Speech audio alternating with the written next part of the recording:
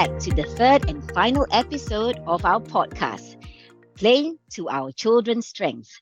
This is a podcast all about supporting our children for the transition to primary school. I'm Shai, and in today's podcast, I'm happy to introduce Mr. Lee Hoi Leong as our special guest today. Welcome to the show, Hoi Leong. Thanks, Shai. I'm glad you made some time for us today. So, I understand that you were a former civil servant, but you left that career to lead a Japan-founded non-profit organization to Singapore. That's really interesting, Hoi Leong. Could you share a little about what is it that you do and why you do it? Sure. So, yes, I'm the co-founder of the Singapore Hub of VIVITA, which is a non-profit organization with a mission to empower children with the mindset and skills to create the future and to make the world a better place. In Singapore, we run the only children and youth-centric community makerspace called ViviStop Kampong Eunos that's in the east. And we envision this place to be a place where children can explore their creative passions and turn their ideas to life.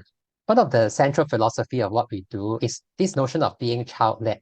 So at Vivita, there's no fixed curriculum, and we let the children have a choice of what they want to learn and do. For adults who are there, we are facilitator of the learning. We facilitate the exploration and tinkering, and sometimes even learn with them together, right? We don't have to know every single thing as well. And from this place, we then also work with other schools and community organizations to spread the spirit of maker education, creative education, and design education as well. And just now, I think you asked a question about why I'm doing what I'm doing, right? In between my career as a civil servant and now the role in Vita, I actually work in the startup space a little bit, right? And I saw that the technology is really changing very, very fast. And at the same time, the world is getting more and more like unpredictable and VUCA as well, right? So I have two kids. They are now like P3 and P6, but around 6 years ago when I started that experience really made me think of how should the children be learning in this very fast changing world that we are going through. And at the same time, because I work with different startups, I also feel that the world needs more change makers to tackle the many, many challenges that humankind is facing. There's this quote that resonates with me a lot, and it is quote by a famous computer scientist called Alan Kay. And the quote goes like this: "The best way to predict the future is to invent it." So I think that really it's like an answer to the wonder that I have, like how should learning be and what should learning be for, right? And Vivita is exactly this an organization that when I was working in Japan, I found them, right? They're trying to create this environment that nurture children to create and invent their future, right? Rather than following a future that's set for them.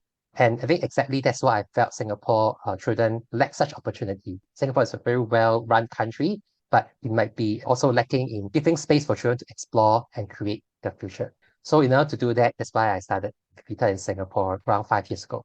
Thanks so much, Hoi Leong. That sounds like an enormous purpose that you have. Okay, thank you. I think that is really something that will shift the way that we do things. It's your little bit for the children and the youth, I suppose. So I wanted to just sort of go back to the bit about you talking about creating a space where children could exercise their choice over how to learn and what to do. That really sounds very inspiring. But a lot of experts on play have also begun to demonstrate evidence on the importance of giving time for children to learn through play. And we always hear it being said. Could you share with us your thoughts on play? Sure. So first and foremost, what I think is that the word play somehow has this negative meaning among especially adults, right? Because it's used in a context as a contrast and opposite of the concept called work and study, right? So, oh, please don't play, go and study, or if you're working, then you're not playing. In this society now, the word play is often used as the opposite of work and study, which most people think that it should be doing, right? But I guess from our individual personal experience, most of us would have a very positive experience about play. Like we remember the fun moments that we have, rather than the moments that we are working like mad, right? Personally, I really think that it's because of this, like maybe wrongly used opposites of work and study versus play that give us this negative impression.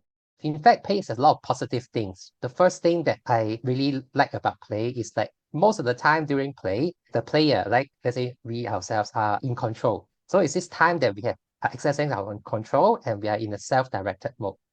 maybe in workplace and study, actually, personally, I feel that many people are not experiencing that they have agency or control. And play is an important time that we actually We, have control is very important.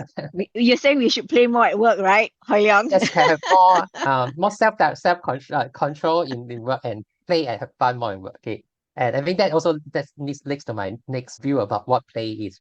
Most of the time when we play, is there's fun involved, and with the fun is engagement, right? And we are engaged in it. And I think many of us would experience that when we are engaged, that's where we learn the best, right? Or we have good memories of it. So play is exactly this time where fun and engagement happens. And we sometimes with that even forget about things like failure, right? I sometimes play computer games with my kids as well. And then in the computer games, very often we'll get killed, right? Die, But during the time, no, it's pretty okay. Just do again, let's try again to overcome the challenges that of this enemy appearance at the time. So play is a period of time that can add us for because of the fun and engagement. It helps us overcome like some of the challenges that even we're facing. The last thing that I always mention to people about play is that there are just, I think, a lot of definition about play, and maybe that's another reason why like, there's no good consensus about the advantage of play, right? But I think nobody will say that it's not good to be playful, right? So have this playful spirit, have joy in our everyday life, definitely uplift the spirit and will make everybody mentally more well. So play this large element of being playful, and I think it's very necessary in all of our lives. I love what you said about play and being playful. I wish I could do that more in my workspace every day. But I'm I sure like you what are. I try. But I think, yeah, we could always do a little bit more of it, and it build our resilience at the same time, isn't it? I like what you said just now about the importance of failure and that children should learn to take that failure is acceptable, should understand that failure is acceptable.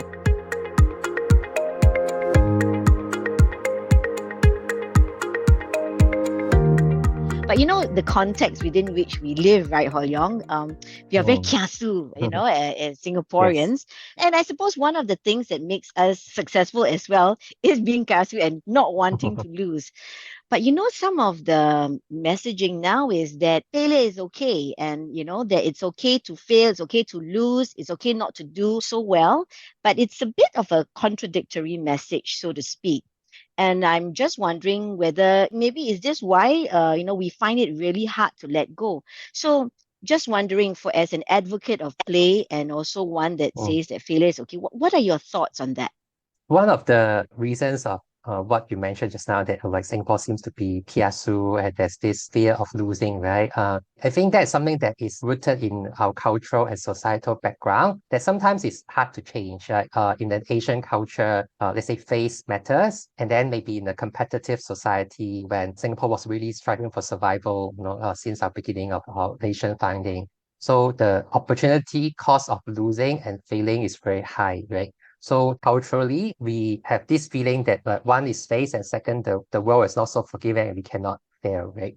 That is true in a pragmatic sense to a certain extent. At the same time, I think many of us also know about an experience from the famous inventor Edison, right? He has this famous quote that says that, it's not that I failed 10,000 times, but I found out 10,000 ways why certain things didn't work.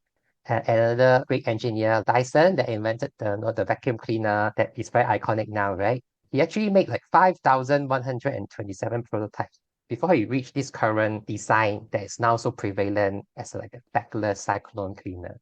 There's also a place, especially if we want to strive for more inventiveness, creativeness, and there's a place for failure. But without failure, it's very hard to get success. Personally, I think that it's not is there's any right or wrong, no, but if our intent is to be better in being creative, being inventive and innovative, then we need to shift the attitude towards failure and normalize it as just as being a learning opportunity, a process Mm-hmm. to improve.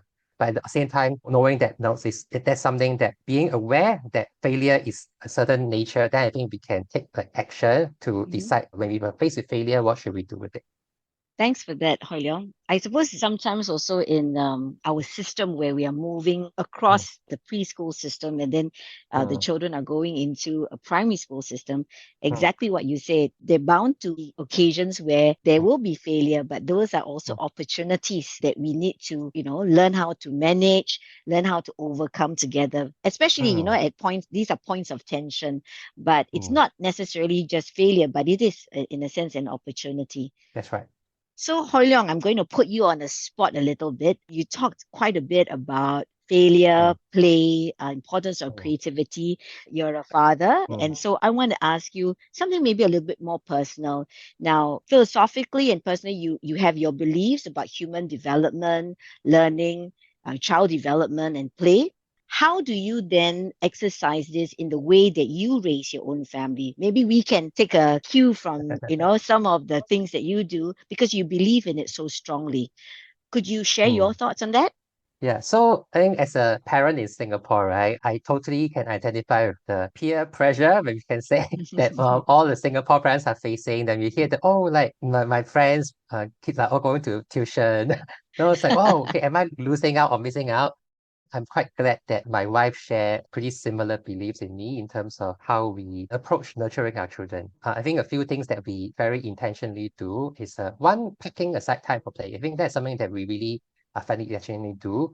In particular, now my children are in like middle and upper primary, and we can visually see that their time is getting more and more packed with be it Mm, homework, after school programs and so on, right? I think as a parent, if we don't intentionally put aside what time for them to play or bring them out of the school work kind of context, then we think that they'll lose their childhood. Right? So when mhm, we really practice it, make sure that there's a few times in the week that we bring them to be play sports, go to the playground, go to the park, or just let them choose something that they want to do.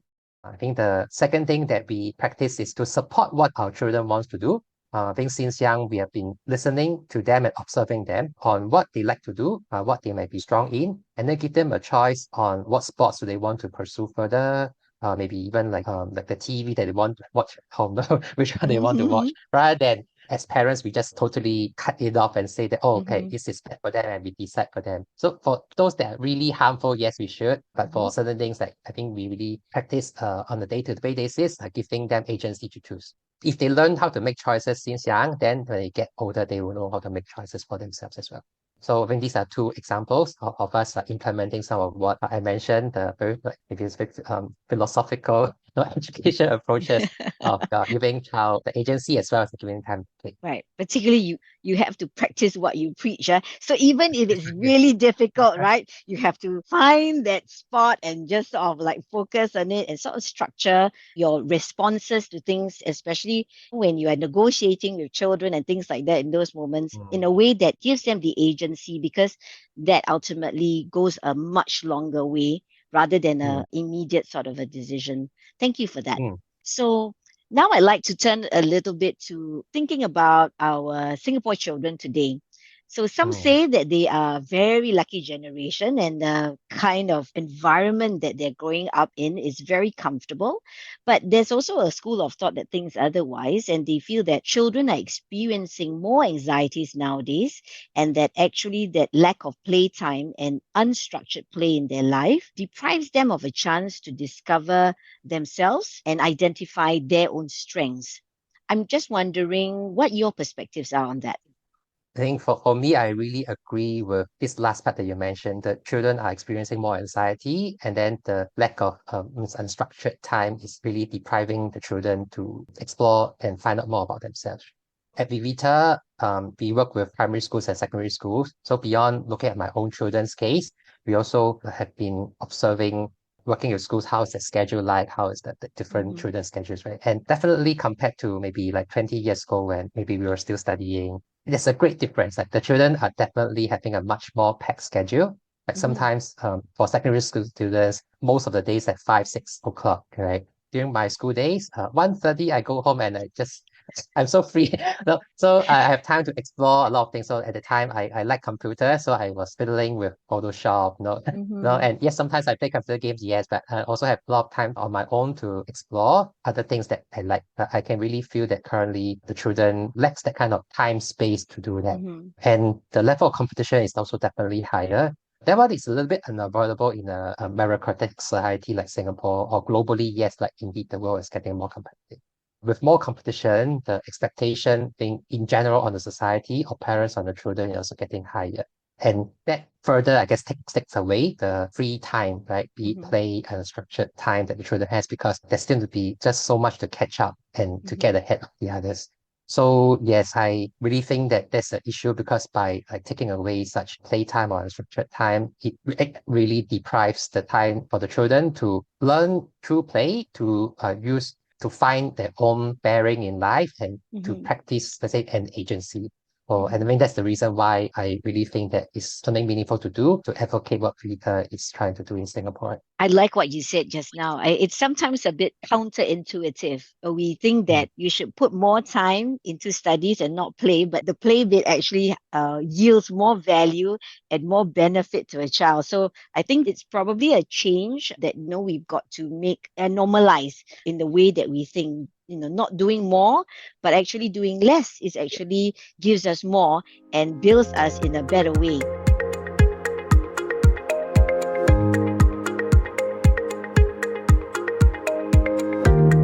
You just mentioned about the Singapore education system and that whole bit about us being a very exam focused system. The latest PISA study showed that Singapore 15-year-olds, they top the PISA ranking in terms of creativity. And I think it was reported in the CNA Mm. story. So Yes. our system does recognize different strengths and promote creativity, even though, we are very much an exam-based system. Could you give us some thoughts or your perspectives on that?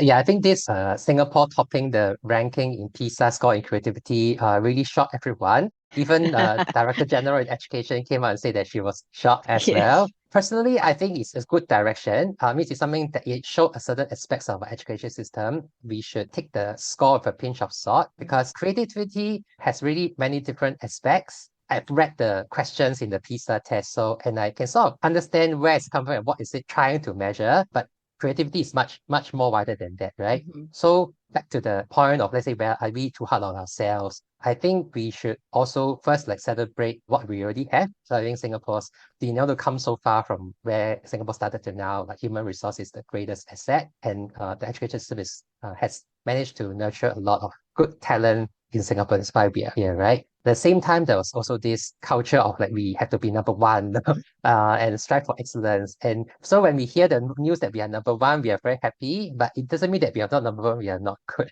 Right. So personally, I think that it will be good to continue to shift towards is to accept diversity, right? So to accept that not one single or even one or two measurements say that we are good, then we are really good.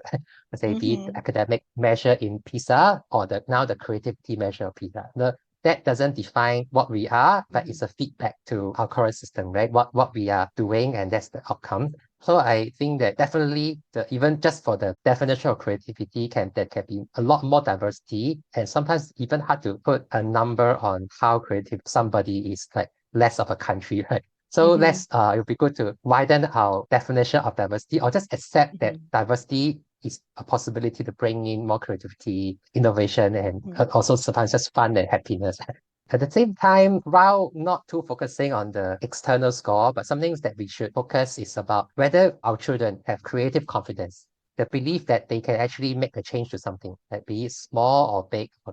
On this quotient of creative confidence, again, it may not be quantifiable, but as parents or as teacher or adult, I think we can feel the young people around us, how do they see life? How do they see this Mhm. themselves? For this measure, currently, I do feel that we are a little bit weak. Like many Singapore students are actually not very confident about themselves. Like they may already be topping the PISA in the whole world, but they still think Mhm. that they're not enough. And that really, one, is affect their well-being, as well as they actually have a lot of potential if they break away from this mindset that they are not good enough, right? I really hope that we maybe place more importance in looking at nurturing our children and students' creative confidence. Mhm. That may even be a better measurement than the score. Thanks for that, Hoi Leong. I'm reminded of a very funny incident. I'm in early child education and I still keep in touch with some of my children and talking about creative confidence. In early child, we tend to promote that a lot. And sometimes that's the difficulty that children face when they go into a slightly more structured primary school system. And I remember in preschool, we let the children tell us what is it that the answers are. And so Mm, they can write the answers down and we are open to accepting it because that's how we build, their confidence mm, and their understanding of things. But when the child went into primary one, they had multiple choice. mm. They had A, Yeah. B, C, D. And so the child that I can say that, if I can say in retrospect, we did a very good job in developing creative confidence because the child Mm, said, I don't like A, I don't like B, I don't like C, I don't like D, I don't like all these answers. I'm going to write my own answer in E. That's very So, good. yeah, that's right. Thankfully, they had a teacher who understood and was explaining Mm, to the child how different systems work. But sometimes you also need to have a little these spaces to be able to understand where the child is coming from. How is it mm, that they are able to manage things? How do they understand things? All these takes time. But if we are going to go towards a truly creative nation, like what you said, Hoi Leong, we also need to expand the way that we think and be okay mm. with being challenged, not be, in a sense, driven by a template, but looking at things a lot more broadly, like you said. I really love our conversation today, Hoi Leong, and I know I've taken quite a bit of your time today. But perhaps before we end, if you could give three pieces of advice to parents who are listening in as they prepare their children for the transition to primary school, what would these be? The first point is actually echoing what you have just said, that once I really like that in kindergartens or preschool, there's a lot about play and Yes. open-endedness. But somehow suddenly when it goes to the primary school system, all those are being treated as no longer important. And there's something that's even more important than that, right? And this Hmm. is called playing. So it's one thing that I would like to hope that more parents will be mindful of. Don't stop your child from playing even after they go into primary school. That's right. So I think this nature of the open-endedness, inquiry-based, exploring is still actually we need for our whole life. It's not even primary school, right? So please don't let this sense of curiosity, playfulness, open-endedness lose, like fall off the cliff when it goes to the primary school. Okay. Hmm. The second one that I would like to share, or is also what I practice with my wife, is that once the child go to a primary school, parents will be sometimes bogged down by short-term measurements, right? Let's say when you see test scores, oh, my Hmm. child is not doing well, then and parents tend to have a knee-jerk reaction when we see this. But I think we should all remember what is important for each of us when we want to look at our child's growth, long-term growth. So is it compassion that we care about? No. Is it good character that we think that will be useful for our child in a long term? Or is it some other things that, no, depending on your own belief, your culture? I'm sure we have some of these, right? But sometimes we will lose sight of them once the short-term measurements is That's shown right. in our face. Yeah, Hmm. so I hope that all of us don't forget what is important for each of us and be pulled away by these kind of short-term measurements. Last but not least, I have a very simple three words answer is love your children. Okay? Don't forget to love Hmm. our children. And I think the children feeling the love of parents, it really gives them a lot of strength to take many challenges they have in their life. So yes, my three advice would be like don't suddenly stop playing. No, remember what's important for you and your child in the long term, as well as like don't stop loving your children.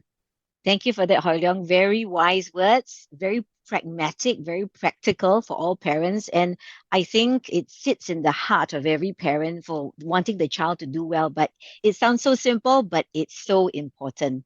Yes. So thanks so much for all your sharing today. I get from this today that I think we need to play to learn, but also at the same time, we need to learn to play a little bit more because of all the benefits of it.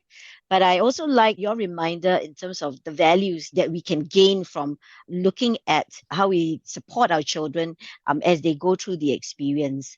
It's really been great talking to you today, Hoi Leong, and I'm sure a lot of parents out there who are listening in, they will be truly inspired with your words today. Thank you very much for having me today and hope that it's useful for some of you. Thank you, Hoi Leong. Thank you very much. Thank you, Shai.